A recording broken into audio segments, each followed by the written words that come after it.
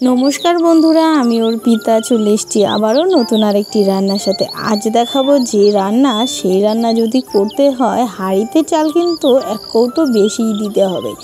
সত্যি বলতে এতটুকু ভর্তা দেখতে হলে কি হবে, কিন্তু এই অল্প দিয়েই কিন্তু সপরিবারে তোমরা খেয়ে নিতে পারো। তো তার জন্যই লাগছে আমাদের কচু পাতা, তারপর হচ্ছে রসুন, কাঁচা লঙ্কা আর চিংড়ি মাছ। এত দারুণ হয়েছিল, যতই এর প্রশংসা করি না কেন একটু কমই বলবো। তো কিভাবে রান্নাটি করছি স্টেপ বাই স্টেপ দেখতে থাকুন। তার প্রথমেই নিয়েছি কিন্তু আমি কচু পাতা, রসুন আর কাঁচা লঙ্কা, সবগুলো একসাথে সামান্য নুন দিয়ে আর একটু জল দিয়ে কিন্তু ঢাকা দিয়ে সেদ্ধ করে নেব।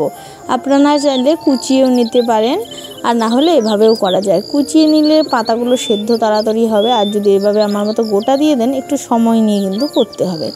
আমি কুচিয়ে নিয়ে এভাবেই দিয়ে দিয়েছি গোটা পাতাগুলো। তারপর রসুন সব কিছু একসাথে কিন্তু সেদ্ধ করে নেব। একটু সময় ধরে সেদ্ধ করবেন, তাহলে খুন্তির সাহায্যে যখন ম্যাশ করতে নেবেন কিন্তু খুব সহজেই হয়ে যাবে সেটা। তারপর এইভাবেই কিন্তু নাড়িয়ে চাড়িয়ে কিছুক্ষণ যখন আর কি শুকিয়ে যাবে, তখন দেখবেন এরকম খুন্তির সাহায্যে একটু ম্যাশ করে নেবেন, বাস হয়ে যাবে। আর কড়াই আটকে যখন যাবে তখনই নামিয়ে নেবেন। তারপর কড়া পরিষ্কার করে আবার সামান্য তেল দিয়ে দিতে হবে কিছু শুকনো লঙ্কা। এটা কিন্তু কচু পাতার ভর্তা। তারপর শুকনো লঙ্কাগুলো একটু লালচে হয়ে গেলে দিয়ে দেবো থেতো করা আর কিছু রসুন। আমার রসুন খেতে একটু বেশি পছন্দ করি বলে একটু বেশি দিয়েছি, আপনারা সেটা একটু কমও দিতে পারেন, কারণ ভর্তার মধ্যে রসুন ছাড়া আর কিছুই আমার সেরকম ভালো লাগে না।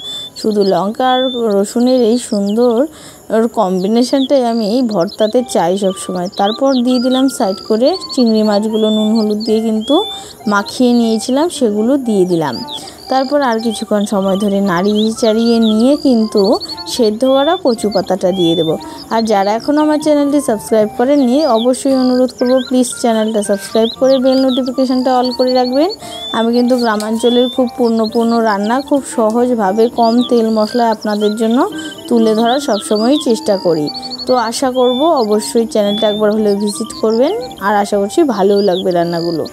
তারপর আর কিছুক্ষণ নাড়তে নাড়তে দেখুন কড়াইয়ের গা থেকে কিন্তু ছেড়ে আসছে, একটু ভাজা ভাজা করে নেবেন, কারণ যদি গলা চুলকানোর সম্ভাবনা থাকে তাহলে কিন্তু এভাবে কচু শাকটা একটু ভাজতে ভাজতে কিন্তু গলাটা সেরকম চুলকবে না।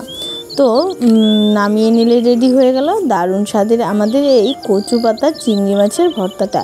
কেমন হয়েছে অবশ্যই জানাবেন, আর কখনো অবশ্যই ট্রাই করতে কিন্তু ভুলবেন না।